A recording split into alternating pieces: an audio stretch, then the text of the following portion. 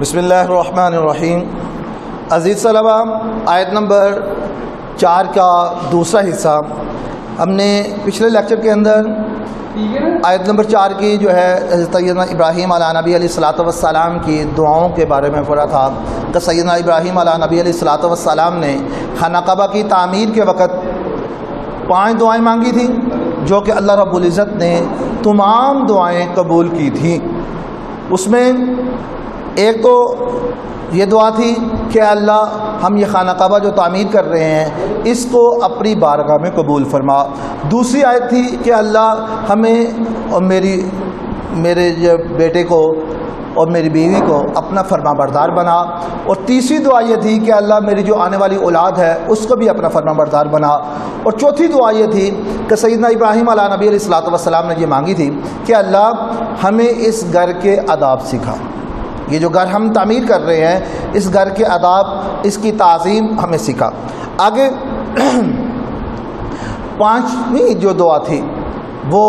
بہت ہی اہم دعا تھی اور ان ساری دعاؤں سے بڑھ کر تھی۔ کیا؟ سیدنا ابراہیم علیہ نبی علیہ الصلوۃ والسلام نے عالم ارواح کے اندر جب نبیوں سے اللہ رب العزت نے ایک وعدہ لیا تھا کہ جب تم دنیا میں جاؤ گے تمہیں میں جو ہے پیغمبری بھی دوں گا، رسالت دوں گا، حکمت دوں گا، کتاب دوں گا، لیکن اگر میرا ایک نبی جو آخر الزمان نبی ہوں گے وہ تمہارے دور میں آ جائے تو تم نے کیا کرنا ہے کہ اپنی کتاب کو، اپنی حکمت کو، اپنی رسالت کو، اپنی نبوت کو چھوڑ کے ان کی فرما برداری کرنی۔ اب سید ابراہیم علیہ نبی علیہ الصلوۃ والسلام نے جو دعا مانگی وہ کیا؟ ربنا وابعث فیہم رسولا، اے اللہ میری اس اولاد میں سے، جو میری آنے والی اولاد ہے اس میں سے ایک رسول بھیج۔ کون سا؟ وہی رسول جس کا تو نے ہم سے وعدہ کیا تھا، یتلو علیہم آیاتک، جو ان کو تیری آیتیں پڑھ پڑھ کر سنائے، ویعلمہم الکتاب، اور تیری کتاب جو ہے اس کی تعلیم سکھائے، والحکمہ، اور حکمت، ویزکیہم، اور ان کو پاک کرے، انک انت العزیز الحکیم، بے شک تو غالب حکمت والا ہے۔ اب یہاں پہ ہمارے استاد اس قرآن کی اس آیت کی تفسیر کے اندر یہ بیان کیا کرتے تھے کہ سیدنا ابراہیم علیہ نبی علیہ الصلوۃ والسلام جب تمام امتحانات میں کامیاب ہو گئے تو پھر اللہ رب العزت نے خانہ کعبہ کی تعمیر کے وقت ابراہیم علیہ الصلوۃ والسلام سے فرمایا کہ اے ابراہیم مانگ مجھ سے کیا مانگتا ہے۔ تو سیدنا ابراہیم علیہ الصلوۃ والسلام نے یہ 5 دعائیں مانگی تھیں، اور اس کے اندر پھر سیدنا ابراہیم علیہ الصلوۃ والسلام نے 5 ہی دعا مانگتے وقت اللہ کے خزانے کے اندر نظر دوڑائی تو ہر چیز اللہ کے خزانے میں وافر تھی، نہ ختم ہونے والی تھی، لیکن ایک موتی ایسا تھا کہ جو اللہ کے خزانے میں صرف ایک ہی تھا۔ تو سیدنا ابراہیم علیہ الصلوۃ والسلام نے، ہمارے استاد فرمایا کرتے تھے کہ سیدنا ابراہیم علیہ الصلوۃ والسلام نے سونے، چاندی، ہیرے، جواہرات، دوسری چیزیں نہیں مانگی بلکہ وہ موتی مانگ لیا، اور وہ موتی کون تھا؟ ہمارے نبی جناب سیدنا محمد رسول اللہ خاتم النبیین صلی اللہ علیہ وسلم۔ اور سیدنا ابراہیم علیہ الصلوۃ والسلام نے یہ دعا کرنے کے بعد اللہ رب العزت نے یہی جو دعا کی کہ اللہ میری اولاد میں سے رسول بھیج جو ان کا تزکیہ نفس کرے، ان کو کتاب و حکمت کی تعلیم دے، ان کو پاک کر دے۔ تو سیدنا ابراہیم علیہ الصلوۃ والسلام کے 2 بیٹے تھے، ایک بیٹے سیدنا اسحاق علیہ الصلوۃ والسلام اور دوسرے سیدنا اسماعیل علیہ الصلوۃ والسلام۔ سیدنا اسحاق علیہ الصلوۃ والسلام، حضرت ابراہیم علیہ الصلوۃ والسلام کے بعد جتنے بھی انبیاء علیہ الصلوۃ والسلام تشریف لائے وہ سیدنا اسحاق علیہ الصلوۃ والسلام کی اولاد میں سے تھے، لیکن ہمارے آقا اور مولا جناب محمد رسول اللہ صلی اللہ علیہ وسلم صرف سیدنا اسماعیل علیہ الصلوۃ والسلام کی اولاد میں سے ہوئے، اور ان کی سیدنا اسماعیل علیہ الصلوۃ والسلام کی اولاد میں سے جو نبی آئے وہ صرف جناب نبی کریم صلی اللہ علیہ وسلم تھے۔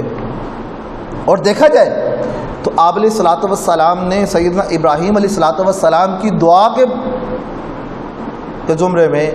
آپ علیہ الصلوۃ والسلام نے تھوڑے سے عرصے کے اندر 23 سالہ عرصے کے اندر آپ علیہ الصلوۃ والسلام نے لوگوں کا ایسا تزکیہ نفس کیا، ایسی کتاب و حکمت کی تعلیم دی کہ پہلے انبیاء علیہ الصلوۃ والسلام کی جو ہے سالہ سال محنت کے باوجود چند لوگ مسلمان ہوتے تھے، لیکن نبی علیہ الصلوۃ والسلام کی جو محنت تھی، آپ علیہ الصلوۃ والسلام کی جو کام تھا، اور آپ علیہ الصلوۃ والسلام نے جس انداز سے جو ہے لوگوں کو بتایا، اخلاق کے معاملے میں، عبادات کے معاملے میں، معاملات کے معاملے میں، سب دنیا کے یعنی کہ زندگی گزارنے کے تمام جتنے بھی معاملات ہیں ان کے بارے میں آپ صلی اللہ علیہ وسلم نے مکمل رہنمائی فرمائی، اور 23 سالہ زندگی کے اندر تقریباً کم و بیش 2 سے 2.5 لاکھ مسلمان جو ہے وہ کلمہ گو ہوئے، اور اس کے بعد پھر آپ علیہ الصلوۃ والسلام جو دین چھوڑ کے گئے وہ آج تک الحمدللہ کامیابی سے وہ چل رہا ہے، اور مسلمان جو ہے اس کے اوپر قائم ہے۔ اب سیدنا ابراہیم علیہ نبی علیہ الصلوۃ والسلام نے یہ دعائیں مانگی تو اللہ نے ان دعاؤں کو قبول کیا۔ اب یہاں پہ ایک بات میں کرتا چلوں، وہ یہ کہ جس طرح سیدنا ابراہیم علیہ نبی علیہ الصلوۃ والسلام نے اللہ کو پکارا، اللہ نے سیدنا ابراہیم علیہ الصلوۃ والسلام کی بات کو قبول کیا، ان کی دعاؤں کو قبول کیا۔ اس کی وجہ کیا تھی کہ سیدنا ابراہیم علیہ نبی علیہ السلام، جیسے کہ میں نے شروع میں بیان کیا تھا کہ سیدنا ابراہیم علیہ الصلوۃ والسلام نے پہلے امتحانات دیے، تو ہمیں بھی ہم اللہ سے کچھ اگر حاصل کرنا چاہتے ہیں، کچھ پانا چاہتے ہیں، تو پھر اس کے لیے پہلے محنت کی ضرورت ہے، پہلے کچھ کر کے دکھانے کی ضرورت ہے، پھر اللہ رب العزت بھی نوازتا ہے۔ تو سیدنا ابراہیم علیہ نبی علیہ الصلوۃ والسلام نے یہ دعائیں مانگی، اللہ نے یہ تمام دعائیں جو ہیں وہ قبول کی، اور آج تک اس کی جو ہے وہ ثمرات وہ نظر آ رہے ہیں، اور جو شان و شوکت، جو حکمت خانہ کعبہ کو ملی، وہ جو شان و شوکت خانہ کعبہ کو ملی، وہ کسی گھر کو، کسی عبادت خانے کو نہیں ملی۔ اور اس کے بارے میں سورۃ فیل کے اندر بھی اللہ رب العزت نے وعدہ فرما دیا کہ ابرہا نے کوشش بھی کی کہ میں اس خانہ کعبہ کو گرا دوں، لیکن اللہ نے اس گھر کی حفاظت بھی کی، اس کی عظمت و توقیر کی جو ہے حفاظت بھی کی۔ اللہ رب العزت ہمیں عمل کرنے کی توفیق عطا فرمائے۔ السلام علیکم۔